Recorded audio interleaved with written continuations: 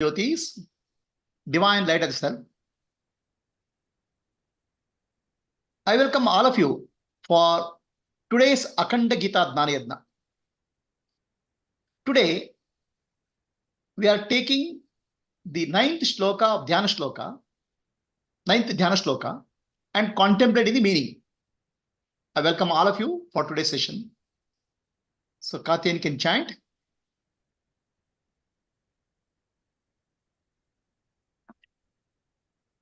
पाराशर्यवचः सरोजममलं गीतार्थगन्धोत्कटं नानाख्यानककेसरं हरिकथा सम्बोधनाबोधितम्. So, Gayatri ji, can you share the meaning of this? Yes. Loke Sajjana Shatpadi, Katyani, Loke Sajjana Shatpadi, Rahara Pepi Amana Muda, right?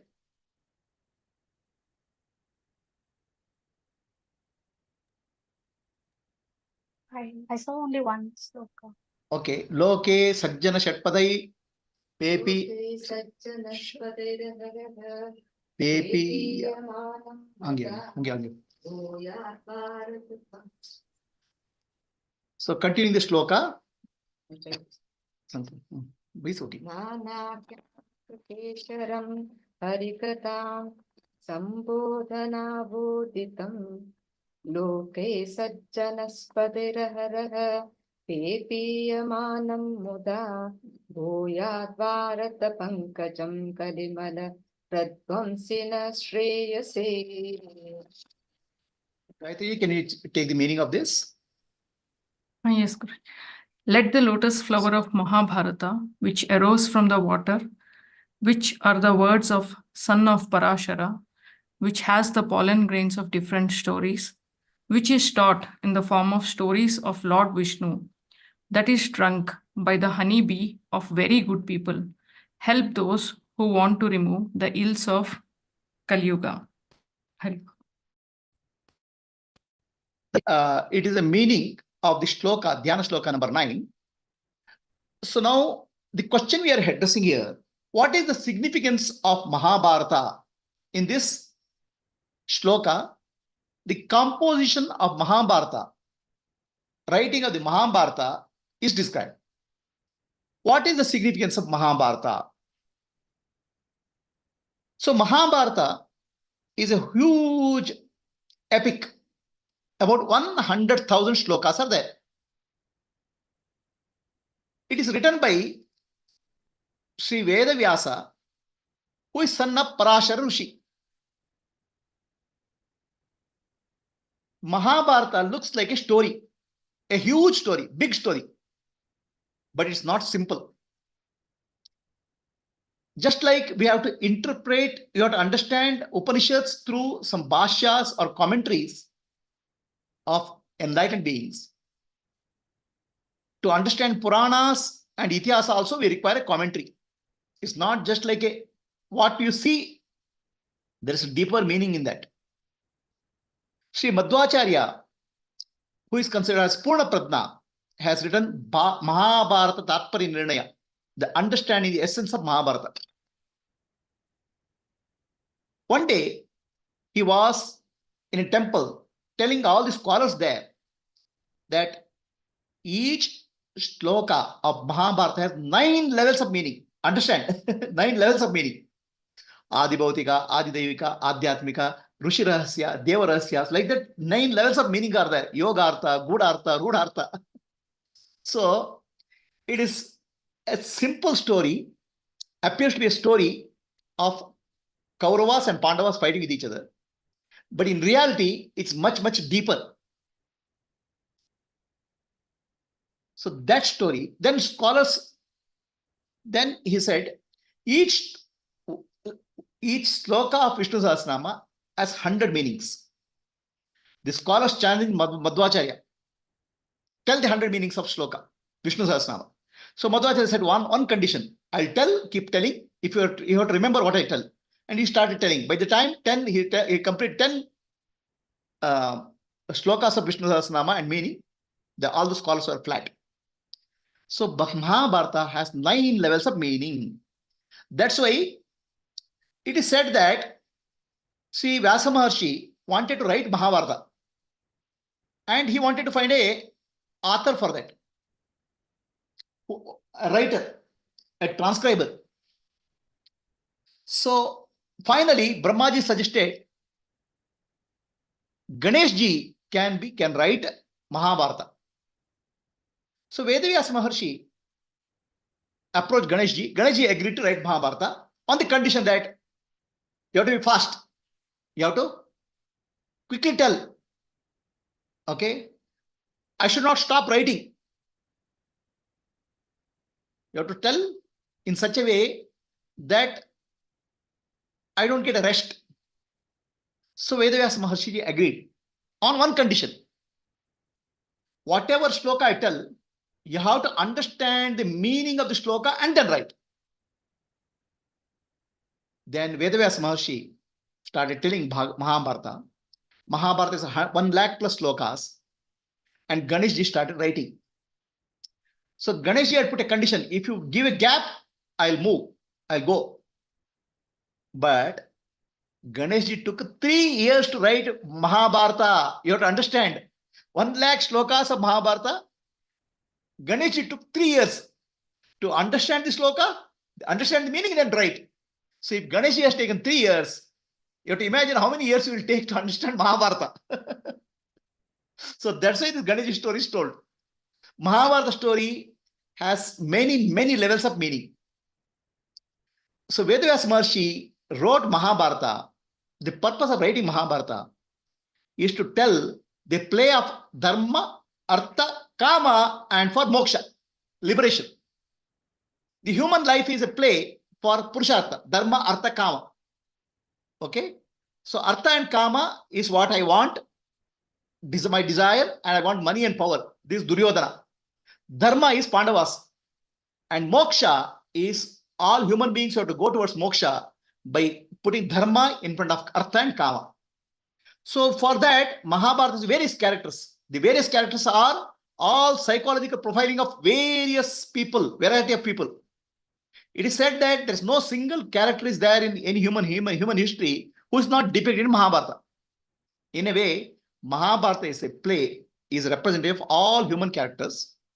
Shakuni, cunning; Duryodhana, greedy; Dhritarashtra, blind, egoistic, like that. Krishna, enlightened. So the whole idea of writing Mahabharata is to indicate dharma, artha, kama, moksha, play. There, when he writes, what is there, what is written is a war, First World War. But beyond that, there are some secrets of devatas, secrets of karma. For example, Karna and Arjuna. In the previous life, they were Sugriva and Vali. And Krishna was Rama in the previous life. Like many Jarmas, karmic impressions or actions also continue. All those things are stored in Mahabharata Tatparya Nirnaya. So, who is Vyasa Maharshi? Vyasa Maharshi was son of great Rishi called Parashara Rishi. Parashara, the meaning of the name Parashara means one who gives life to the dead. That means somebody who wakes up the dead. So Parashara is grandson of the great sage Vashishta Rishi. Son of Vashishta is called Shakti. Shakti's son is called Parashara. Vedavyasa Maharshi is son of Parashara Rishi. So why it is told? Because in earlier shloka, we told Vasudeva Sutam Devam. About Krishna's father and mother we told. Similarly, Vedavyasa Maharshi comes from the great enlightened being, son of great enlightened being called Parashara. Parashara Rishi gets son called Vedavyasa, Vyasa Maharshi, from a fisher woman called Satyavati. And he is born in island. So that island is called Dvaipayana. So Vedavyasa Maharshi was dark bluish. That's why it's called Krishna Dvaipayana. He has a great father, and he is son of great giving Vashishta Rishi. And Vedavyasa writes the essence of Mahabharata. And why does he write that? Why does he write Vyasa Maharshi, write Mahabharata? To tell the play of Dharma, Artha, Kama, Moksha. So in this sloka, the Bharata, Mahabharata is described as a lotus flower.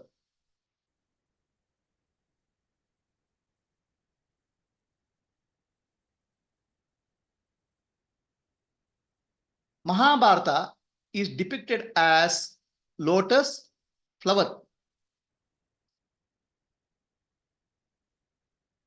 Why is said as lotus flower? The lotus of Mahabharata, Mahabharata is a war, a huge war.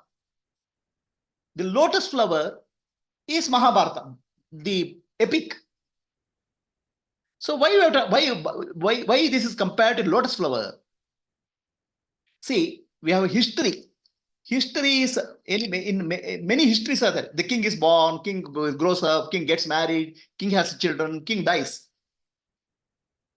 What is the use of history? It's all story, same for everybody. Comes up, born, grows up, becomes old, get married, has children, and dies. But that's not history. Mahabharata is called history, epic. It's called itihasa. The purpose of history is to understand the spiritual values, the play of dharma, artha, kama, moksha. So that's why it's called lotus. Lotus is born in mud, grows up in water, and blooms with sunlight. So Mahabharata story, Vedavyasa Maharshi has taken to tell us the cream of human evolution, the Bhagavad Gita. The entire purpose of Mahabharata story is to tell human life is like this, the fights, wars, jealousy, hatred. But finally, ultimately, purpose is moksha, and moksha shastra is put in Mahabharata. That's why Mahabharata is told as a lotus. And lotus has the fragrance of Mahabharata, lotus flower, is Bhagavad Gita. And all these seekers, all of us seekers, take honey from that lotus flower and enjoy that honey. Why do we enjoy? Kali Kalmashanashini, the Kali Yuga where we are living, is a dark ages. Human beings have totally forgotten their real nature. So Kali Kalmasha, the disturbance created by Kali Yuga, can be completely destroyed by understanding Mahabharata and understanding the essence of Mahabharata, Bhagavad Gita. So that's why we respect Sri Vedavyasa Maharshi, son of Parashar Rishi. So that is the meaning of this sloka. All of you are welcome to look at our website, subscribe to our channel, YouTube channel, and share with your friends. Namaste. Anybody has a question? Any questions on Zoom?